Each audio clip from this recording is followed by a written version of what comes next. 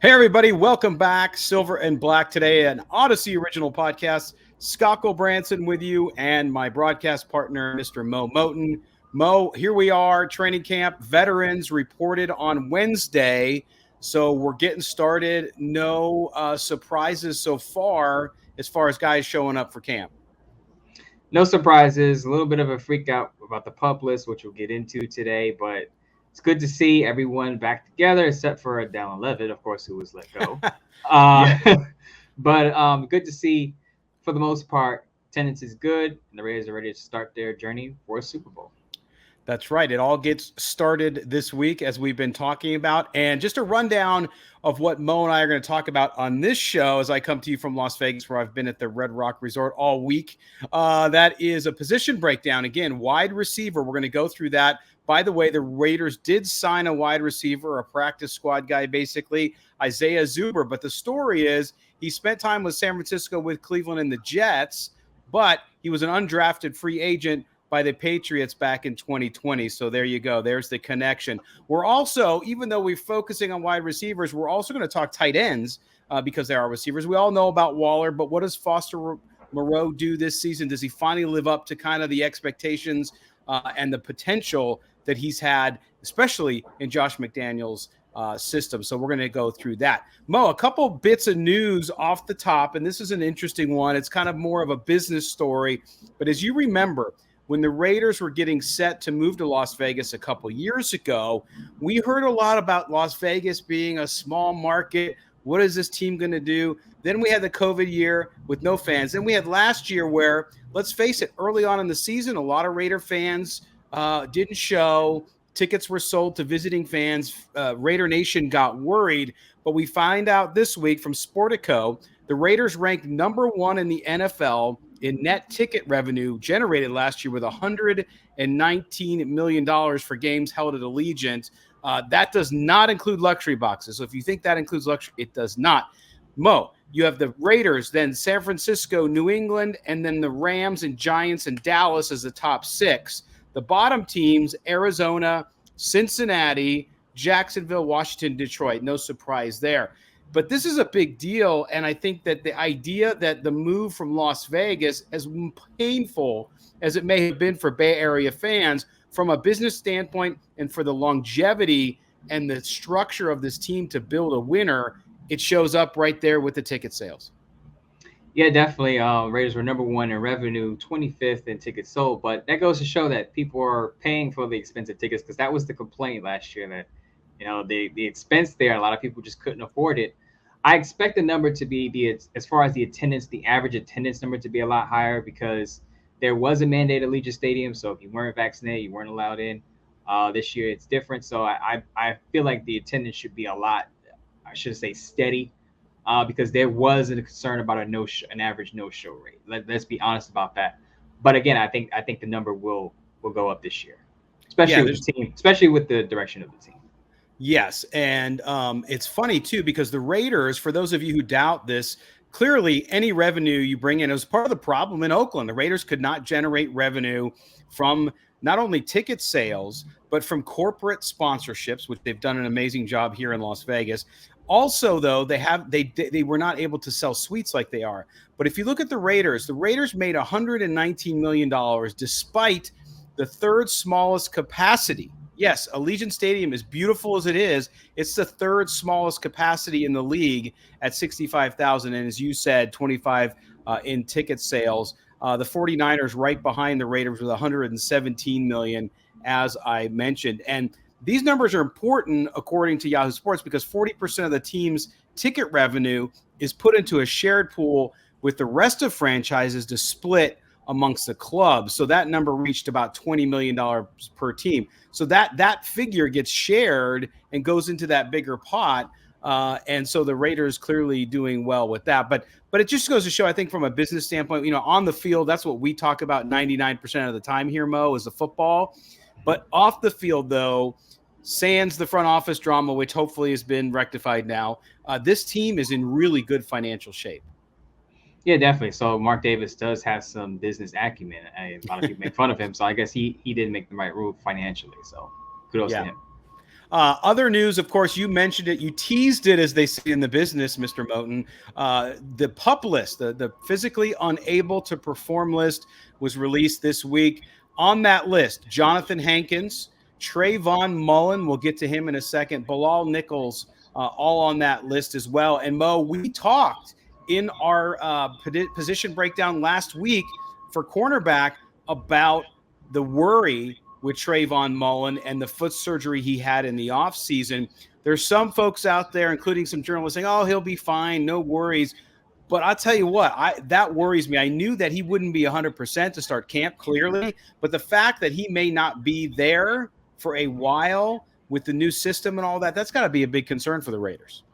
Yeah, Vic Tafer of The Athletic, shout out to him, dropped a nugget in a recent piece he wrote. He said, of the three guys on the PUP list, Bilal Nichols, Jonathan Hankins, and Trayvon Mullen, the team is most concerned about Mullen, obviously, because he's coming off of a surgery.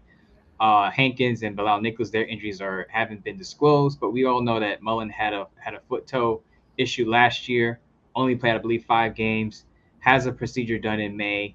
He kind of downplayed it on Twitter, said he had successful surgery. He's going to bounce back stronger than ever. A lot of players say that after surgery, but it's a wait-and-see approach. And I think him being out is a concern, but it also creates opportunities for guys like Amik Robinson to hang on to a back-end roster spot, and especially Rocky Austin and Anthony Avery, who I think would have been battling, in fact, cornerback 2 spot, but who knows? Maybe they both get on the field if Mullen isn't ready for week 1. Yeah, but Mo, I'll tell you though, I get more and more, and maybe I'm not overplaying the news here, but man, I'm getting really concerned because as we addressed during last week's position breakdown with cornerbacks, this unit is just really young. It's unproven. It's got some guys that really need to step up. This could end up being like we talked about last year at this time. We talked about the weakness of the offensive line. This could be the one key issue that could hurt the Raiders significantly if somebody doesn't step up, like you just said. Yeah, a lot of focus on the offensive line for good reason, because outside the wood is the guy to look at as a first-round pick last year. But I think the secondary is the second biggest concern on that roster. Number one, as you mentioned earlier in the show, new philosophy with Patrick Graham coming in.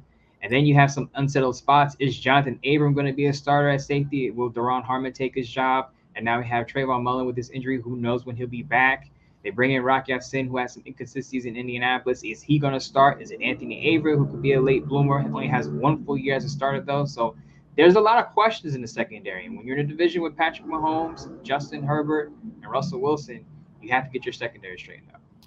Yes, and that's where I would expect the Raiders with him on the PUP list and them uncertain and sort of like you said in Vic's piece on The Athletic, they're really concerned with that. I would expect them to go out and sign somebody, at least a body. But who would you think, who's out there, maybe not a big name, but somebody that you think would be available that could fit in there and come in and compete should Trayvon Mullen just not be ready to go? Yeah, I mentioned him on a previous show. Janoris Jenkins is the guy I would circle and look at. Not to say that he is what he was 5-6 years ago, but just to get a body, a capable, serviceable starter in there, someone who's experienced at matching up against starting receivers. You want a guy in there who can kind of warm the seat until Trayvon Mullen gets back. No doubt about it. And of course, you mentioned Bilal Nichols. That was the other one that surprised me a little bit. Hopefully he's just banged up. And I had to even text you, Mo, because I was like, PUP list, that means they have to sit out 6 games. But that's not, just to clear up for the fans out there, that's not until the actual season starts. Once you get to week 1, the 6-week PUP list rule is an application, right? That's correct. So players on the PUP list now can come off at any time. They may be on a PUP list for a day and maybe 2 weeks. So I would just wait and see. I'm not too concerned about Hankins and Bilal because I haven't heard too much about them dealing with issues or injuries. Trayvon Mullen is the guy that I'm monitoring right now. Yeah, and we heard from some of the Raiders, including Max Crosby, Hunter Renfro, and of course Josh McDaniels yesterday. Typical camp stuff, but you definitely get the sense. Max Crosby talked about being training MMA, doing some boxing, and we last show with Jesse Merrick talked about that vibe around the Raiders facility and the way that they're doing business, Mo. And again, you kind of see it again, and that's got to be really encouraging for fans. But also that word, you talked about it, I think 4 or 5 times last show, Mo, and that is focus. Focus. But there's one thing that Denzel Perryman said that stuck out to me, I believe they asked him about Patrick Graham in the scheme, and he said it's a learning curve. He talked about, he he was unexpectedly traded to the Raiders from the Carolina Panthers last year, had his best season as a Pro Bowler. They asked him about his contract, said, I'm not going to talk about that right now. My agent is going to handle that. But he did say it's a learning curve getting a new defensive coordinator. So my thing will be, how long will it take for these players to take into Patrick Graham and what he's got? Because as I mentioned in the previous show, Patrick Graham can be a bit complex with his schemes because he wants to use very fronts and sub packages and things of that nature. So how will those players take to his scheme, his philosophy? Yeah, and as you mentioned, when we broke down the defense, the defensive line as well in a previous edition of Silver and Black today, was the fact that it's not like you go back to Paul Gunther with the sheer number of plays. In this case, it's just more the complexity and the fluidity, correct? Yes. And one thing I want to point out about Patrick Graham, not to alarm fans that are listening to me about the complexity of the scheme, he is willing to listen to his players, because that's one thing that Logan Ryan pointed out. Logan Ryan is now the Tampa Bay Buccaneers, but that's one of the things when the Giants defense struggled last year, he said Patrick Graham was able to talk to his players and get their input and basically help him along. What's best for you? What can I do to make it better for you? How can I help you, put you in a position to succeed? And I think him listening to his players is going to be big as the players learn his philosophy and his system. All right, we're going to step aside for a moment here and hear from our sponsors as well. Also, do us a favor, if you would please, go subscribe to the podcast wherever you get it, whether you're getting it on Apple, Spotify, Google Play, Stitcher, wherever you get it. The Odyssey app itself is phenomenal. If you want to listen to the best sports there is, make sure you do that, including podcasts like ours. We're an Odyssey original podcast. Go do that. Subscribe. Also, drop us a 5-star review. We'd certainly appreciate that as well. When Mo and I come back, we're going to dive into wide receivers. We're going to break down the wide receiver position for the Raiders and talk about the strengths, weaknesses, and who we see steps up into other roles besides wide receiver one. And we'll talk through that as well. You're listening to Silver and Black today, an Odyssey original podcast. Don't go anywhere. We're right back.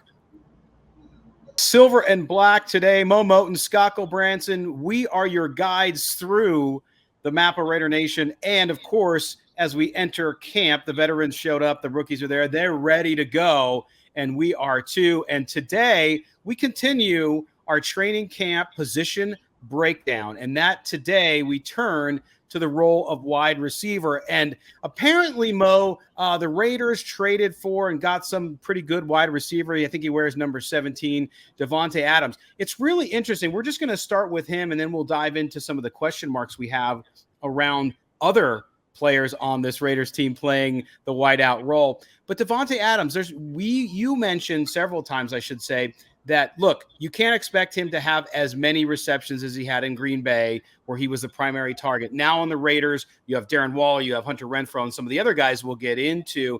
I'm starting to see national media, actually, and it's really surprising to me, talk about how Davante Adams just won't do as well as he did in Green Bay with the Raiders. Is that something we can dispel, or is that just natural progression because he played with a future Hall of Famer in Aaron Rodgers in Green Bay? Let's call it for what it is. The media doesn't give Derek Carr as much respect as Aaron Rodgers, and you would understand that Aaron Rodgers has won a Super Bowl. Aaron Rodgers is one of the top quarterbacks in this league. So when you look at it going from Rodgers to Carr, they're going to expect a drop off because of the quality of the quarterback. But I will say they're right for the wrong reasons. I'm not saying that Davante Adams won't do as well because Derek Carr isn't that good. I'm saying that because, as I said in a previous show, he didn't have a number 2 guy, a pass catcher behind him in Green Bay, as he will in Las Vegas. In Green Bay, it was Davante Adams or bust in the passing game. In Las Vegas, he's going to have to share targets with Hunter Renfrow, Darren Waller. Those 2 guys can take over a football game. I think the Raiders' rushing attack will be a lot better. So it's not going to be all about Davante in the passing game or just that offense. Derek Carr is going to spread the ball around as he's done. Davante will be the top target. But again, he's going to have to share a lot of that with his teammates. Yeah, no doubt. Obviously, more bodies there and some talented players as well. And we're going to get into the players, but I want to start at the very top, Mo, and that is with the overall wide receiver room. Of course, we talk about Davante Adams, and everybody loves Hunter Renfrow, the GOAT, as he is known, of course, in these parts. But when you look at that room and the totality of it, what's the strengths and the weaknesses when it comes to the positions they need to fill? From, you got wide receiver 1, you got Hunter in the slot, But then at wide receiver 2 and 3, it's kind of a toss-up with some veterans and some younger guys. What's the strengths and weaknesses? Well, I think it's very simple. The strength is very clear, the route running. Between Hunter Renfro and Davante Adams, those two guys are going to put on a clinic. Watch Davante Adams get off the line of scrimmage. That's how he frees himself. He doesn't do it with speed. Of course, he's a bigger wide receiver, but he's really good at getting off the line of scrimmage. His release is great. That's what opens him up downfield. Hunter Renfro, as we all know, he'll put a defender in a blender. So those two guys are going to break some ankles. The weakness is the Raiders don't have that speed guy. And I think that guy is probably going to be in the back end of the roster. Tyron Johnson's a guy I look at to get maybe the wide receiver 5 or 6 spot. Brings a lot of vertical speed. The Raiders don't have the speed, but they have the route running to make up for it. Yeah, no, those are some concerns that I have as well. And then you look to some of the veterans. I mean, you talked about in previous shows, DeMarcus Robinson comes over, and he's got some skill set, what he did in Kansas City. But how does he fit into this offense? What can we expect from him? He's on the depth chart right now at wide receiver 2, and I think that's because he is the veteran and they went out and signed him. But is this a guy that you think will contribute, or is it sort of an unknown with where he's at in his career? It's a bit of an unknown. I originally had him as being the third wide receiver in 3 wide receiver sets, but I think that's going to be actually Keelan Cole, because he's more of a big play receiver than DeMarcus Robinson is. DeMarcus Robinson, if Raiders fans remember him, he torched the Raiders defense in 2019 in week 2. I believe 6 catches for 170-something yards and 2 touchdowns. But that was an anomaly. It's not a big play receiver. He can move the chains, but not explosive, doesn't stand out in any particular way. And that's why I think he'll be wide receiver 4 or 5. I think he could make the roster. I wouldn't be surprised if he's cut, but I think he falls behind Davante Adams, Hunter Renfro, and Keelan Cole. What about Max Hollins, another guy that they brought in? Special teams guy with the Dolphins. He did have 4 touchdown grabs last year with the team. He's a bigger body. I believe he's about 6'4", 221. I think he'll be a factor in the red zone. When Derek Carr doesn't go to Davante Adams, he can go to Max Hollins. His role will kind of remind me of an Andre Holmes. If Raider fans remember Andre Holmes, bigger receiver that you look for inside the 20-yard line.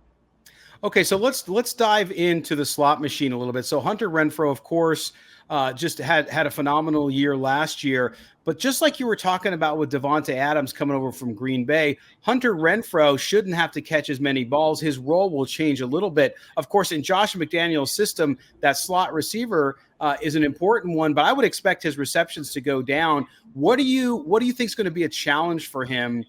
Is it going to be just the lack of that? Now, we all know he's an unselfish player. He wants to win. He doesn't care if he gets 1 catch or 100 catches. But what about Hunter Renfro should fans maybe think about this year? Because I think they're going to look for him to catch a bunch of touchdowns, catch a bunch of balls, and that's not necessarily going to be his role. Yeah, I want Raiders fans to listen to me carefully on this one, because I don't want to make it seem like I'm doubting Hunter Renfro. But a lot of people are assuming he's going to go off because they look at Julian Edelman and they say, well, look, he's going to have the Julian Edelman role. He's going to go off for 1,200 yards. He's going to be that guy in the offense. And I say pump the brakes, as you just said. Remember, the Patriots didn't have what the Raiders have right now. They got a number 1 in Davante Adams, and they have one of the top pass-catching tight ends in Darren Waller. So sometimes he's going to be the third option. So I don't see a 1,000-yard season from Hunter Renfro. He's going to be productive. I'll give him maybe 800-900 yards. He'll get some touchdowns. He's still going to be third in Renfro. Derek Carr will still look for him on third downs and in critical situations. But to think he's going to rack up all of these yards because Julian Edelman did it in the slot is I would say it's fool's gold, because Darren Waller and Davante Adams, between those two guys, those guys can get 10 targets in the game, 10, 12, maybe 14 targets in the game. They both take over an offense. So Hunter Renfro will still be effective, but I just don't expect his numbers to go up as a lot of people think it will. So, Mo, let me ask you this question. If Keelan Cole or one of the other players, Tyron Johnson, who you talked about liking, if one of those guys really doesn't step up significantly into the wide receiver 3 role, what do you do there? What do the Raiders do? Because that's been an issue. They've lacked depth at that position. Now, of course, I know you have Davante Adams and you have Hunter Renfro, but you still need that other guy. What do they do in that case? We're going to get into this further later in the show, but that's when you incorporate Foster Moreau. That's when you incorporate your pass-catching running backs, Brandon Bolden and Kenyon Drake. I think Kenyon Drake's great at catching the ball out of the backfield. I think he'll be involved as a pass catcher a lot in this offense. So if your top 2 guys aren't hitting, or if guys are injured, maybe your top 2 guys are nicked up a bit, then you turn to your backup tight end, you turn to your running backs to catch out of the backfield. And I think that's the secret to the Raiders offense, that they can attack you in so many ways. They don't have to go to Davante Adams. They don't have to go to Hunter Renfro. They can get it to their running backs. They can get it to their backup tight end. Jacob Hollister, I think, is a name that people should talk about a lot more because he had a couple of productive years in Seattle. So watch out for him as well. Yeah, and we're going to get into the tight ends a little more in the next part of the show after the next break. But Mo, here's the other question. I know we've mentioned it a few times over the last few weeks here on Silver and Black Today, and that is, you have all of these players, including Davante Adams. I don't care if him and Derek Carr, are living next to each other and have breakfast together every morning. You still have to get into that rhythm that a quarterback and a receiver get into. Now, clearly, Darren Waller and Carr have that. Hunter Renfro and Carr have that. But now you have the supporting cast, and they now have to get into this rhythm with their quarterback. As we know, it's important as the sirens of New York City drowning a little bit there. But yeah, so how do you think of that? Because the preseason isn't like the preseason 30 years ago where these guys actually play. It's all going to be practice field. And then when you get to game time, we're not going to really see that until week 1. Yeah, whenever you talk about the Raiders offense, the sirens are going to go off. It happened to me in the previous show.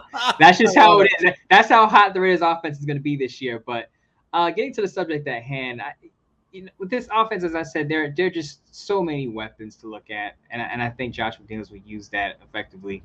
And I'm not too worried about stagnation. I think the Raiders are going to put up a lot of points this year. Between Davante Adams, who we just mentioned, Hunter Renfro, Darren Waller, the running backs, I think the Raiders are in good hands. So I'm not too concerned. But Derek Carr has got to be the guy. He's got to be the dealer at the blackjack table. He's got to be able to deal the ball and distribute. And if he does that, they'll be very, very hard to defend. Yeah, absolutely. It's going to be fun to watch. And that's what camp's all about, right? See these guys compete, especially some of those young bucks and some of the veteran players that they brought in on free agent deals, is to see them play a little bit. Really quick comment, though, too, about Davante Adams and Derek Carr and their connection. I'm not too worried about them either because they've been working out in off seasons together. Derek Carr also said his connection with Davante Adams would be like riding a bike. So I have no worries there.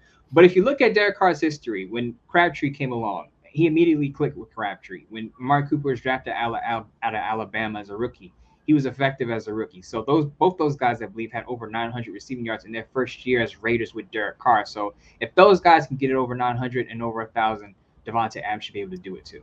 Is this offense? I know we were talking about some of the weaknesses and obviously the strengths here, which are many.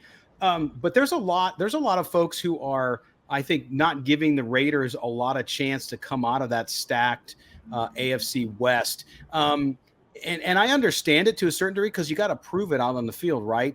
But until that time, what's your take on kind of the national chatter around this team as they head into camp?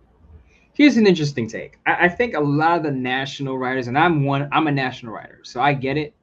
But I think they're carrying over what the Raiders were 3-4 years ago. It almost seems like the national writers are saying, yeah, the Raiders got Davante Adams, they got Chandler Jones, but somehow, some way, they're going to screw it up. And I think when you're not totally plugged into a team and you're not covering a team day to day like I do, then you don't understand that this team has made strides and they're a different team than they were 3, 4, 5 years ago. This is a team that's just not going to crap the bed on themselves, even with the pieces in place. I think with Josh McDaniels being in there and paying attention to details, it's going to help the Raiders get rid of that image that these are the same old bumbling, stumbling Raiders of the past. Yeah, no, I would agree with that too. And I think it's funny, you had an interaction with a reader online about Josh McDaniels. What if the Raiders don't make the playoffs, which is a distinct possibility. You just don't know what's going to happen. And your point and his point was, well, do they have him walk the plank? And you're like, after a year? Like, is that where we've gotten to? And I'm not criticizing the fan. I understand the question. It was a fine question. Yeah. But the idea that you're going to bring a guy in who's won 6 Super Bowls, give him 1 year and things you don't get to the playoffs or don't go as far as you want, and you get rid of them. That's been the problem for the Raiders. It's about stability now. Yeah, shout out to the person who asked that question, because I'm sure he's not the only person who had that question, because there's a lot of, within the Raider fan base, there's a lot of hype saying, okay, you brought in stars, Chandler Jones, Davante Adams, you extend Derek Carr, you extend Hunter Renfro, extend Max Crosby, Denzel Perryman, Darren Waller might get extensions. Okay, so we're in win now mode. This is a win now window. What if they're a big disappointment? And it could, as you said, it could happen because you're in a tough division. but you don't throw the baby in the bathwater out after 1 year. You put it together. You at least know you got some great pieces in place. You don't want to go back into a cycle of instability because that's what got the Raiders into a mess in the mid 2000s. So you don't want to just have guys in coaching staffs and general managers in and out. You want to provide some stability because that's been the criticism around Derek Carr. Oh, how many coordinators has he had since he's been in the league? How many head coaches has he had? The Raiders haven't been a stable franchise. Well, even after a disappointing year, you don't throw those guys out. You keep it in place because they do have the pieces in place to succeed. Absolutely. All right. We are going to step aside for our last break. When we come back, Mo and I are going to talk about tight ends. And yes, we know about Darren Waller, but my big question and where I really want to dive deep with Mo is on Foster Moreau. How good can he be? Are we going to find out with more 2 tight end sets with Josh McDaniels' offense? Does that mean we're going to see more of him? We're going to ask all those questions. Make sure you subscribe to the podcast, please. I appreciate that. Wherever you get your podcast, give us a 5-star rating. We also would love you to do that for us, Raider Nation. So thanks for listening. When we come back, tight ends here on Silver and Black Today, an Odyssey original podcast. Black Today, an Odyssey original podcast. Make sure you subscribe to the podcast. That way you get it every time we do it. We're going to do it 2 times a week during the offseason, which is still technically now. Once games start, it's 3 times a week because we'll have post-game show, including after week 1, where the Raiders head down to that rented stadium of the Los Angeles Chargers to take on their AFC West foe in an important game in week 1. So we're going to do that. So make sure you subscribe. Also, you can head over to our YouTube channel where we have a YouTube channel. If you want to watch the video and see Mo and I with all these words near our head, yeah, you can do it there as well. So check it out. It is youtube.com/silverblacktoday where you can subscribe there and be notified when new videos hit YouTube. Appreciate that. All right, we're diving back into Raider football, and now we're going to talk about tight ends. And Mo, we will get to Darren Waller in a minute because that would be the natural place to start. But I'm feeling frisky. I'm in Vegas. I'm looking out over the mountains here at Red Rock National Park. So we're going to just do it differently. We're going to start with Foster Moreau. So you talked about in the wide receiver breakdown that if they're having trouble finding that opposite side wide receiver, that wide receiver 3, outside of Davante Adams and, of course, Hunter Renfrow in the slot, that they can just go to more 2 tight end sets when they have to. That would mean Foster Moreau. Foster Moreau has had an injury. He's shown great promise. He's a terrible blocker. Let's just face it. He's been a terrible blocker. He was not a great blocker in college, but he can catch the ball. He's big. He's lumbering. He's athletic. How good, in your view, based on what you've seen, can Foster Moreau be in the Josh McDaniels offense? I think he could be effective. He's been a disappointing blocker on the pro level. Some analysts may disagree with you and say that at LSU that was his calling card, that he can block for a tight end. No, I just probably forgot. And his pass catching was lacking. And I kind of agree with that sense that he was going to come in and be a blocking tight end in the pros and not catch a lot of passes, but it's been the opposite. And his rookie year, I believe he had 5 touchdown receptions, tore his ACL at the end of that year, fell behind Jason Witten under John Gruden, the corpse of Jason Witten, who was on that roster for a year. And then kind of was underwhelming last year, had some bright spots while Waller was hurt, but still didn't fulfill expectations a lot of people thought he would. Now, he may have more opportunities, but I just want to clear up one misconception about the Patriots last year. Now, Josh McDaniels has used 2 tight end sets, don't get me wrong, but last year, the Patriots were 6th fewest as far as 2 tight end sets, 14%. And they had Jonnu Smith and they had Hunter Henry. So I don't know what was going on there. Whatever they planned didn't work out because they spent a lot of money on those 2 tight ends. So I would assume that they wanted to use more 2 tight end sets, but they just didn't. Again, 6th fewest. They used more 2 running back sets, 21 personnel, 2 running backs on the field. So if it doesn't click this year with Foster Moreau and Darren Waller on the field together, prepare for more 2 running back sets, 21 personnel, 2 guys in the backfield, and that's probably why you have a crowded running back room. But as far as Foster Moreau, a lot of people think he could be a starter in the league. I think he could be a low-end starter, but we'll see what he does this year because he's going to be a free agent next year if the Raiders don't re-sign him. I don't think he gets a new contract. I think he'll end up somewhere else, but it's going to depend on what he does on the field as a pass catcher.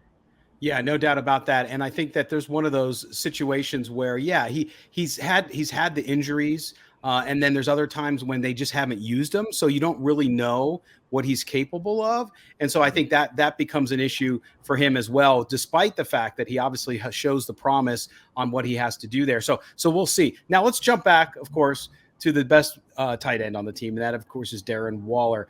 Let me ask you this question straight up, and you can give me your answer. Yes, he is, or no, he isn't. And then tell me why. And that is Darren Waller the best tight end in football?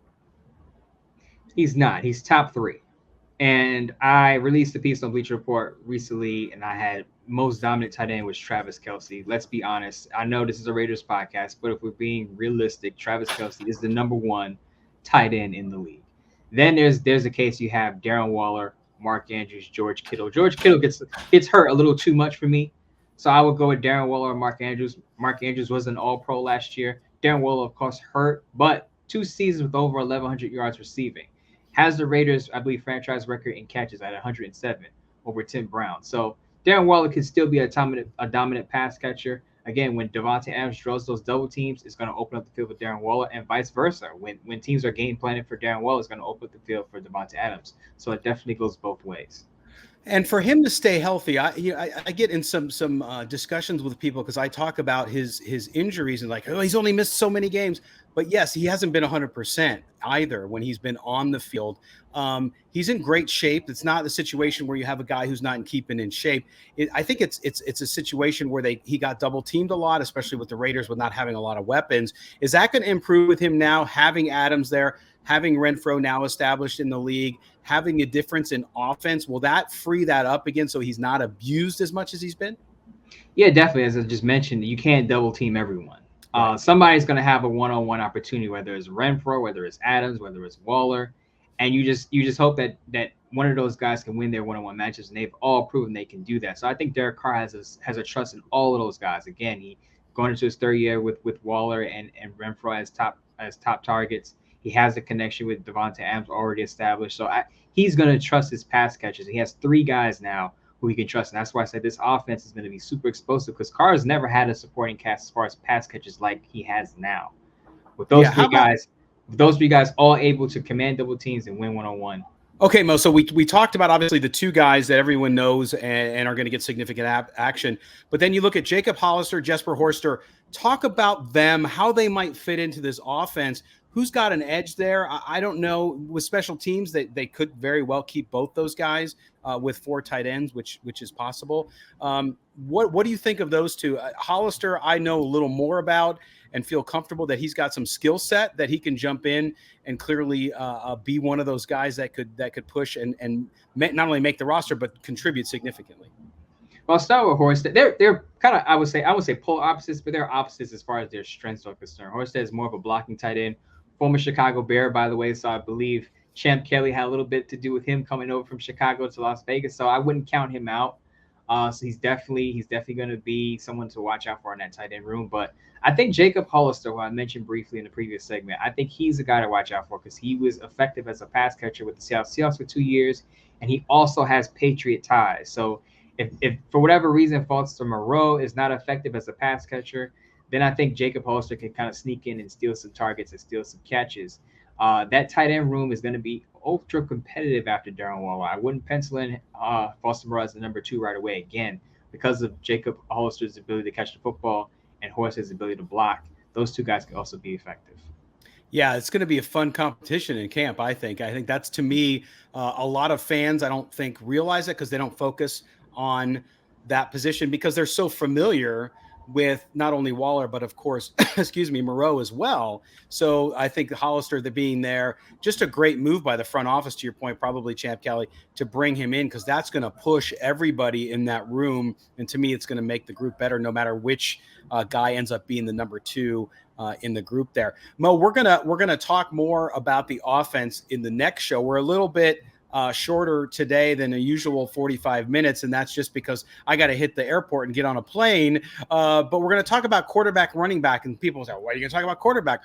The backup quarterback position. Who's going to back up Derek Carr is an interesting question, and I know you've talked about it a little bit in some of your writings up on Bleacher Report and, of course, on Sportsnot.com.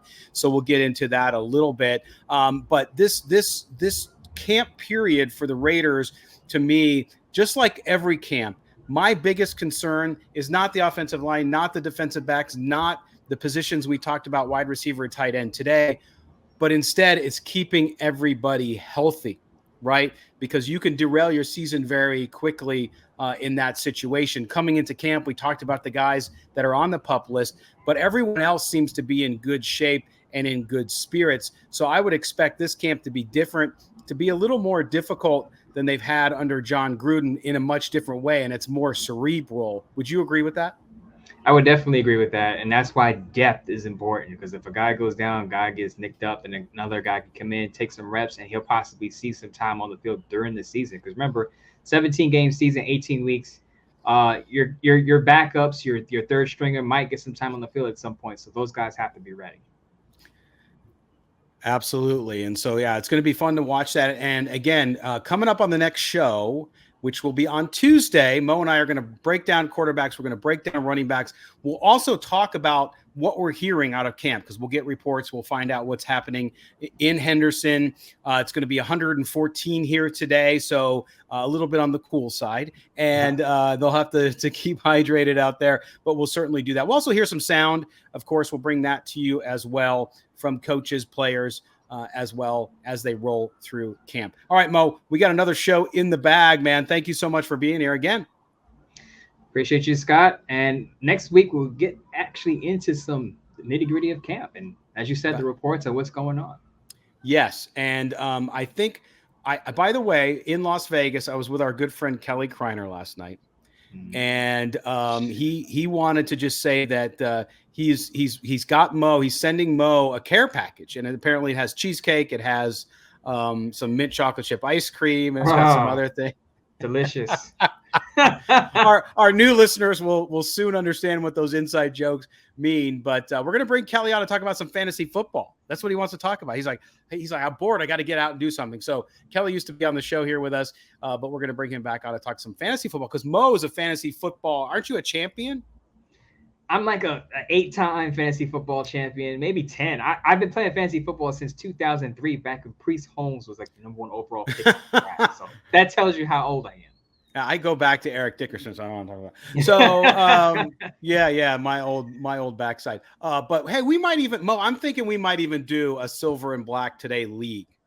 So if you're interested in doing a fantasy league with some of us here at Silver and Black Today, drop your comments either on the podcast, on the website, or on the YouTube channel. And if we do it, we'll let you know, and you could jump in and have some fun.